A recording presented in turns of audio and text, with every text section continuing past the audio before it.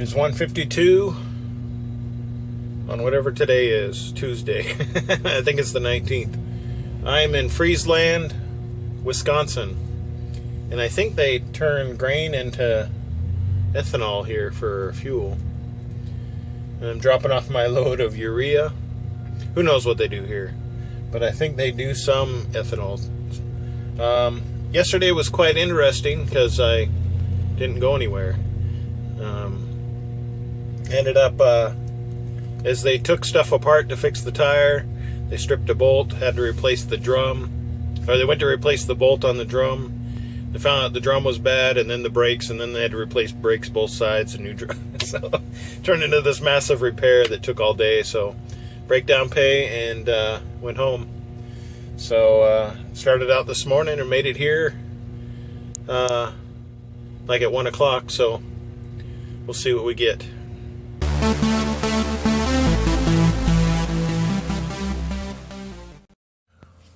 I don't know how well it shows up, but it's 2:12 on the 19th, and I'm on the gate facing out from the facility where I just delivered my urea, feed urea. There wasn't any other product, just that. It was 22 pallets. And just as I turned the street to come down to this particular area, the land started filling up with windmills. And it must be blowing pretty good, because these, when you see them from the flat side, the vanes on the wind vanes are really bent as it spins around. So it's got to have a lot of force on those things. And I know those things are long blades. Anyway. I've got 5 minutes left on my 30-minute break. I should be getting an assignment pretty soon. I'm going to be trying some new beef jerky my wife bought me in a big bundle, and we'll see what happens next. There's nothing really to show on the truck because it's empty, and you've seen it empty before. See, there you go. See? Empty flatbed in cornfield. The dirt here seems a little bit lighter color as you go farther north. I don't know if that has to do with the Earth's magnetism or it's just nobody else lives this far north. That I'm north of Madison, Wisconsin, and for being this far, for flat land, as long as it's cool outside, I like it, and it's cool outside. It's like 50-something degrees up here, and I don't know if that's what is affecting my MPG, but it is lower. But driving empty to my next pickup should increase my mileage for a good average. But so we'll see what we get next. They take out trailers, you know. Obviously they're bringing in corn here since they have they're producing ethanol, but they also I drove by it's got a different smell here. At first I thought it was maple syrup, but that lasted for like 2 seconds. And then it's obvious there was stacks. They're obviously their ventilation for whatever it is, however this process works. It's distillation is what it is. And I've never been around this kind of manufacturing before, so it's a new smell to me. And but it was it had kind of a sweet smell to it, but it was nauseating. It was I'd have to forcefully, not forcefully, I had to make sure I was breathing out my mouth, in and out of my mouth, and not my nose, because when I'd forget while I was working folding up tarps and I'd smell in, breathe in air through my nose, I'd be like, oh, don't do that, because yeah, it could be powerful. But and I'm surprised with it. If you could see the grass, it's windy outside, and obviously the windmills are turning. So I would think that the smell, I can only imagine when there's no wind how strong it may smell there. And they had I'm assuming these trucks bring out wet, the after effects of distillation that damp corn and whatever other products they may use for their ethanol production. Yeah, but it's a clean place. I mean, it looks fairly new, beautifully maintained, and I mean, you can see they cut the grass even along the main entrance here. So I mean, they do a good job, I think. So I don't know which direction I could go. I'm kind of guessing Rockford, Illinois. I can't remember what I've picked up out of there, but I've been there several times, and it's a steel product, I want to say. And it could be coiled rod or just straight up steel coils. I can't remember which. So we'll see what happens once I actually get alerted. Yeah, whenever that happens.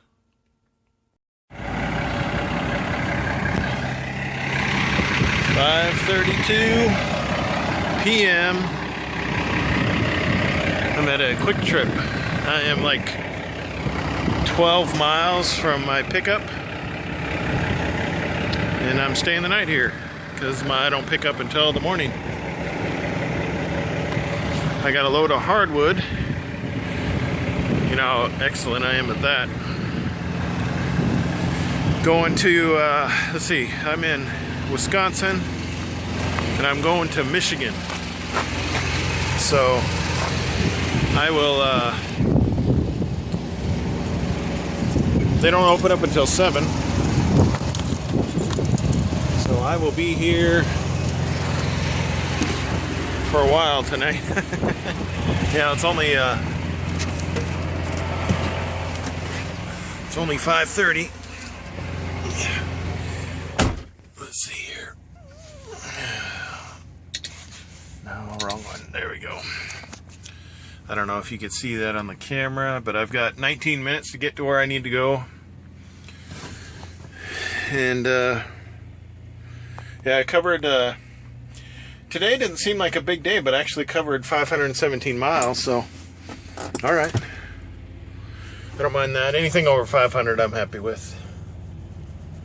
And tomorrow I'll get, let's see, I'll end up with probably about almost 500 miles tomorrow. It doesn't, I pick up tomorrow, but it doesn't deliver until Thursday morning. So, and the dreaded part of this is here I am in near Green Bay, Wisconsin. I guess is east of here. I'm sure it's a few miles, but I mean, so if you know, Green Bay is right on the edge of the lake, and I've got to come down and skirt Chicago, and so I figure I'll be hitting Chicago probably around 10-ish. 10. So it won't be morning traffic and it won't be evening traffic. It'll just be the, hey, middle of the day traffic on a Thursday. Wait, I lose track of days. Let's see. No. So Wednesday. So we'll see what happens. I'm not a fan of driving through Chicago because it takes, you know, there's times where I've gone through there and it takes like an hour to go like 15 miles. It's it can be insanely slow traffic, and it's funny, one of their major highways goes right in between two subway lines. I don't know if they're metro lines. So I mean, you got all these people lined up for trains as you're driving down the middle of this highway at like 5 miles an hour. And you're like, man, I wish all these cars were up there on those trains, waiting for those trains. But, you know, it's, I told my wife the other day it's windy up there because God is trying to blow that city into the lake because it is pretty nasty up there. So, but it hasn't happened yet. They're still there. Because that sure would clear up the congestion. Anyway, I will edit some video, eat some food, and I have time. I'm going to try to work on my average miles and average pay spreadsheet because I've gone 4 months now, and so there should be a better look as to what the average is. So I'll work on that. If you made it this far, give me a thumbs up. Subscribe if you're interested in these videos, and if anything I've demonstrated or shown or described about Maverick transportation has helped you decide to go with Maverick, because I'm not necessarily if you can give my name as a referral, I'd appreciate it, because every little bit helps my family.